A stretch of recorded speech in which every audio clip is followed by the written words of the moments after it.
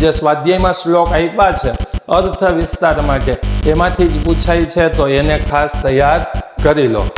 નમસ્કાર નમસ્કાર નમસ્કાર નમસ્કાર વિદ્યાર્થી મિત્રો, આજે આપણે મળ્યા છીએ સંસ્કૃતની તૈયારી માટે ટાઈમ ટેબલ કઈ રીતે રાખવું, કઈ રીતે ટાઈમ ટેબલને ફોલો કરવું જેનાથી સંસ્કૃત વિષયમાં આપણો એક પણ માર્ક કપાય નહીં. તો આપણે જોઈએ સૌથી પહેલા દિવસે શું કરવાનું છે ભાઈ, તો કે 20 તારીખે, બરોબર છે, કેટલી તારીખે? 20 તારીખે જ્યારે તમે પેપર પતાવીને આવી જાઓ છો ત્યારે કેટલા વાગે, તો કે 2:30 2:30 વાગ્યાથી લઈ સાંજે 6 વાગ્યા સુધી શું કરવાનું? વિભાગ એ જે ગદ્ય વિભાગ છે એના માટેના આઈએમપી ગદ્યો આપ્યા છે 2, 5, 11, 12 ને 15 સંસ્કૃત પ્રશ્નો સ્વાધ્યાયમાંથી વાંચવા, એ સિવાય એ પાઠનું ભાષાંતર પણ વાંચવું.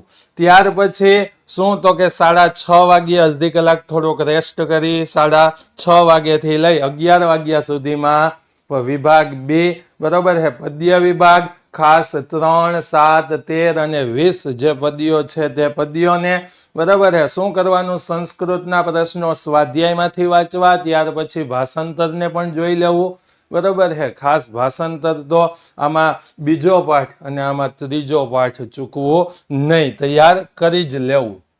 એના પછી તારીખ 21 તારીખે સવારે વહેલા કેટલા વાગે, તો કે 5 વાગે ઉઠી જાઓ, 5:30 વાગ્યા લગીનમાં જે નિત્યક્રમ છે, બરોબર, તે બતાવી નાસ્તો કરી અને તૈયાર થઈ જાઓ. ત્યાર પછી 5:30 થી 9 વાગ્યા સુધીમાં શ્લોક તૈયાર કરો. ખાસ કયા શ્લોક તૈયાર કરવાના છે? જે સ્વાધ્યાયના 7 શ્લોક આપ્યા છે, આ 7 શ્લોકને લખીને તૈયાર કરો. કેમ કે આવડતા તો હોય છે પણ બોલવાની મિસ્ટેકને કારણે ઘણી વખત એવું થાય છે આપણું સાચો શ્લોક પણ ખોટો લખાઈ જાય છે અને એના કારણે આપણા માર્ક કપાઈ જાય છે. તો લખવાની પણ પ્રેક્ટિસ કરી 9 વાગ્યા લગીનમાં એ કરી. 9 વાગ્યાથી 12 વાગ્યા સુધીમાં અર્થ વિસ્તાર જે વિભાગ ઈમાં આવે છે એ સ્વાધ્યાયના શ્લોકો, જે સ્વાધ્યાયમાં શ્લોક આપ્યા છે અર્થ વિસ્તાર માટે એમાંથી જ પૂછાય છે, તો એને ખાસ તૈયાર કરી લો. ત્યાર પછી તો કે 12 થી 1:30 વાગ્યા લગીનમાં ભોજન કરી થોડોક રેસ્ટ કરીશ. 1:30 વાગ્યાથી 5 વાગ્યા લગીનમાં ભાષાંતર તૈયાર કરો. કયા વિભાગનું? નાટ્ય વિભાગનું. જે 4 નાટક છે 4, 8, 14, 19 આનું ખાસ બધું ભાષાંતર યાદ કરવું, કેમ કે 4 સંવાદ અથવા 5 સંવાદ પૂછાય છે 4 માર્કની અંદર, બરોબર છે. તો એ ખાસ તૈયાર ભાષાંતર તૈયાર કરી લેવું.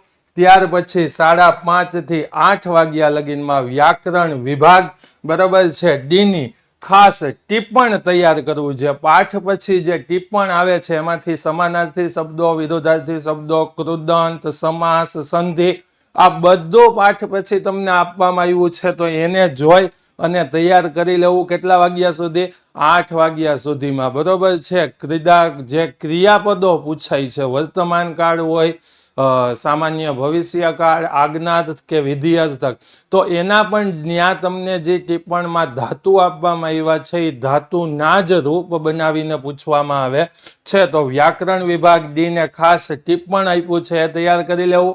8 થી 8:30 વાગ્યા લગીનમાં ભોજન કરવું.